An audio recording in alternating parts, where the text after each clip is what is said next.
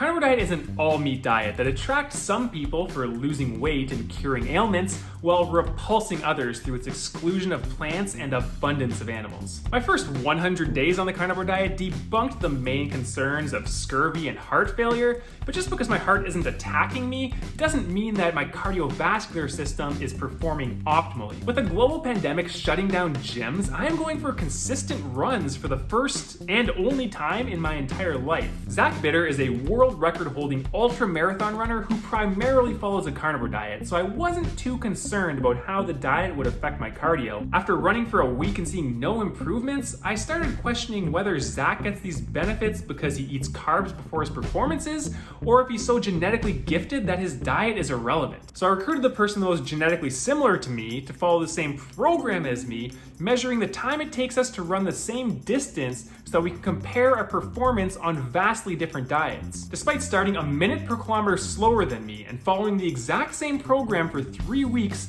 my brother finished running faster than I did. He dropped almost 2.5 minutes from his 5K run, while I added almost 2 minutes to mine. Before starting the carnivore diet, I got a VO2 max test to learn how well my body's utilizing oxygen, so when I get the follow-up test, we'll have a better idea of exactly what's happening. But for now, something that we don't need professional diagnostics to evaluate is how the carnivore diet is affecting my butt. Carnivore advocates point to a study showing that we don't need fiber for regular bowel movements. And while my carnivore diet debunked the myth that we need fiber to avoid constipation, my toilet brush might argue with the definition of regular. Vegan diets can be great for the environment because you no longer need toilet paper to wipe.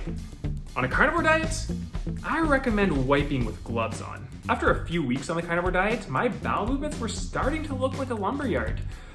But that was just a temporary pit stop on their way to the wood chipper. I recommend taking risks in life, but if you're on a carnivore diet and feel a fart coming on, make sure you're squatting over a toilet or wearing a diaper. Bathroom struggles are a challenge that pale in comparison to the difficulty of sticking to this diet. Diets in general are difficult to follow, but the carnivore diet requires more discipline than anything I've tried in the past. Even carnivore veterans acknowledge that starting this diet is really hard. It's really hard, especially with the cravings. Other diets are more flexible, allowing you to eat fruit to satisfy your sweet tooth or to substitute common vices with healthier alternatives. The carnivore diet is so rigid that there are no substitutes. You have to persevere through the temptations cold turkey. Michaela tells me that the transition to a carnivore diet is worse than the withdrawals from prescription medication. I went through OxyContin withdrawal after my hip and ankle replacement.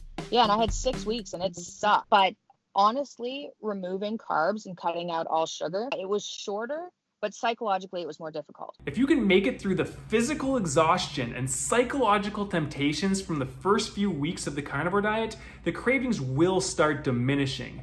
But even after 100 days on the diet, I'm still looking at dessert through the virgin eyes of a preteen at a Hooters. The kid may struggle to communicate with his server, but at least he doesn't have to explain that his plate can't contain a single ingredient that doesn't come from an animal. It took me more than a decade of trying and failing at different diets to acquire the discipline required to follow a carnivore diet.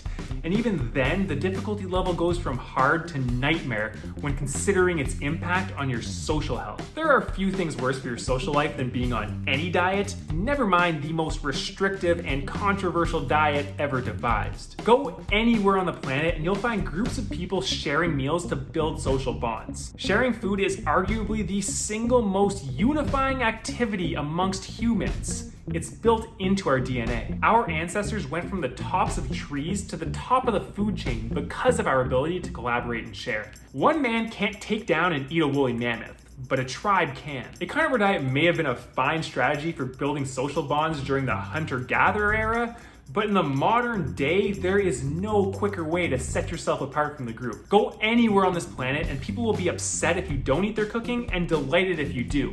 It indicates that you're a part of their tribe. Not only do your dietary restrictions flag you as an outsider, but they're a mirror that reflects back on the decisions of others. Few people feel comfortable drinking a milkshake when they're surrounded by people drinking green juice. And the opposite is also true. Don't be surprised if you stop receiving invitations for dinner and drinks when your friends and family want to indulge in a judgment-free zone. Barbecue at Jim's tonight.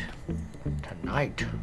Wonder where my evitation is. The happiest, healthiest, longest living people on the planet share the strongest social bonds. So sacrificing some physical health for social well-being is probably a good trade-off, especially if your diet brings into question your physical performance by producing excruciating cramps. I've broken 5 bones in my life, and as far as I can recall, none of these exceed the peak pain levels that this diet is causing my legs. The pain from broken bones might last longer than the cramps, but I don't ever recall waking up in the middle of the night to a scream of agony that makes my neighbors question whether there's a murder happening next door. Worse is that these leg cramps are unpredictable. Sure, sometimes they happen when I'm doing a leg exercise, but other times they can strike me in the middle of pull-ups, causing me to collapse to my knees. If I sit the wrong way, walk the wrong way, or sleep the wrong way, I'm struck with worse pain than I've ever experienced. Maybe you're thinking these cramps are happening because I'm running more often, but they're less frequent now than when I was lifting weights in the gym. I'm terrified about what's going to happen when I get back in the squat rack. I can probably address these cramps by taking electrolytes, but I think that would be a mistake. Carnivore advocates claim that animal products have every micronutrient in greater abundance than you can find in plants, but these cramps are an acute sign that something is missing. What else might be missing that isn't manifesting as an immediate symptom, but will result in long-term consequences? That's the question that I'm going to answer. After fasting for 1 week to eliminate everything from my system, I'm reintroducing one food at a time, studying its nutritional profile, and experiencing how it affects me. If you want to follow along as I discover the optimal diet by building up from the foundation, then subscribe to this channel. And if you want to support this channel while receiving support along your health and fitness journey, then join the Patreon page, where you can receive a variety of benefits, including access to an instant messaging and voice communication server through the app called Discord. You can ask questions and make suggestions for myself and others as we encourage each other along the path to our goals. There are many other benefits which you can find by clicking the link in the description below this video. Thank you all for watching, and I'm excited to continue sharing this journey with all of you.